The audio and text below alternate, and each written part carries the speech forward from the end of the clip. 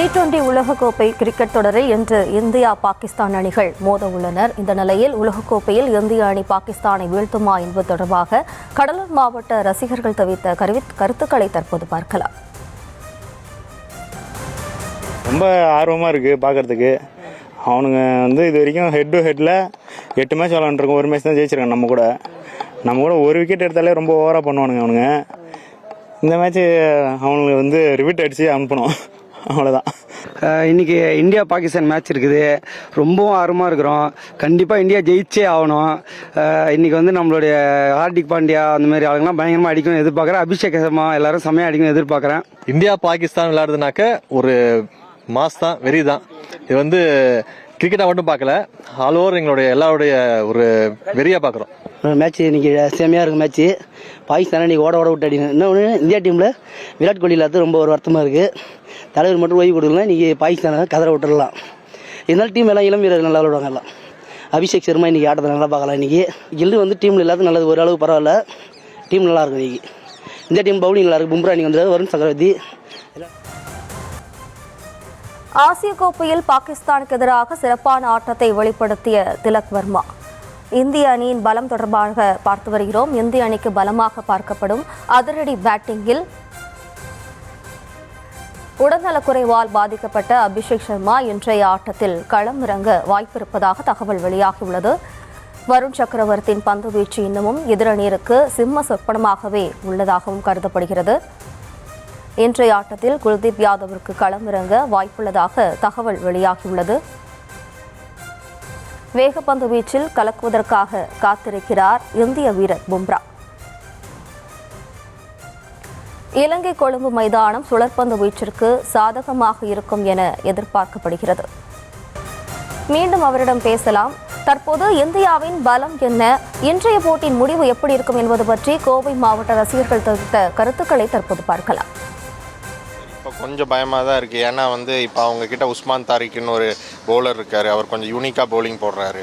அது மட்டும் இல்லை, அது ஸ்பின் கண்டிஷன்ஸ் வேறு. அங்கே நம்ம ஃபுல்லாக ஸ்பீடாக அடித்தே விளையாண்டுருக்கோம்.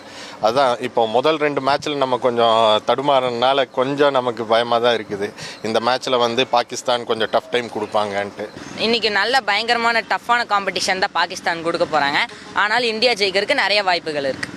இன்றைக்கி அபிஷேக் சர்மாவும் திலக் வர்மாவும் அடிப்பாங்கன்னு நான் எதிர்பார்க்குறேன். ஒரு 200க்கு மேலே அடித்தா கண்டிப்பாக இந்தியா ஜெயிக்கிறதுக்கு நிறைய வாய்ப்புகள் இருக்குது. பாகிஸ்தானுக்கு எப்பயுமே பவுலிங் தான் டஃப் கொடுக்கணும். ஏன்னா பேட்டிங்கில் பாபர் அசாம் இருக்காங்க. இப்போ இந்தியாவே பேட்டிங் ஆனா பாபர் அசாம் ஃபீல்டிங் நல்லா பண்ணுவாங்க.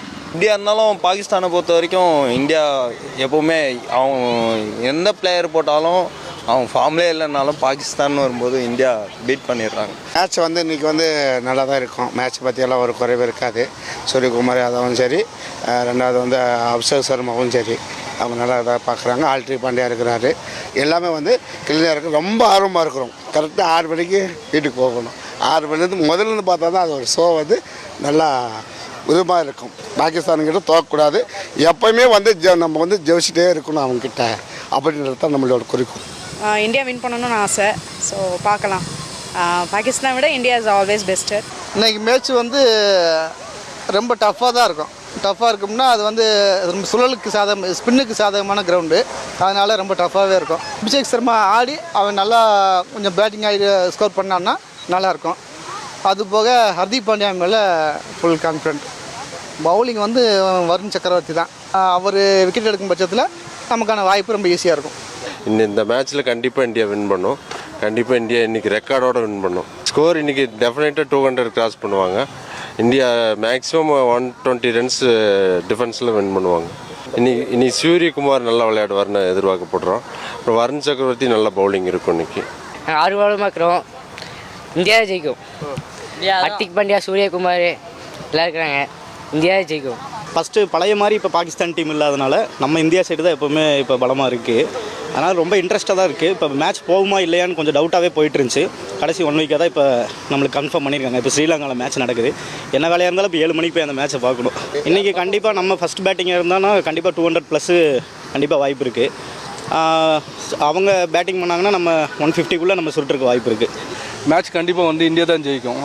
ஏன்னா பேட்டிங் லைன் அவங்க ரொம்ப ஸ்ட்ராங்காக இருக்காங்க. பவுலிங்கும் நல்லா இருக்குது. வருண் சக்கரவர்த்தி நல்லா பவுலிங் பண்ணுவார். அக்ஷர் பட்டேல் இருக்கார், அவர் நல்லா போடுவார். ஃபீல்டிங் மட்டும் கொஞ்சம் வந்து இது பண்ணாங்களா ரொம்ப நல்லா இருக்கும். பவுலிங் ஓரளவுக்கு ஓகே தான், பேட்டிங்கும் சூப்பராக பண்ணிட்டு இருக்காங்க. பேட்டிங் ஆர்டர் ஒன்றும் பிரச்சனை இல்லை. ஆனால் கண்டிப்பாக வந்து இந்தியா தான் ஜெயிக்கும்.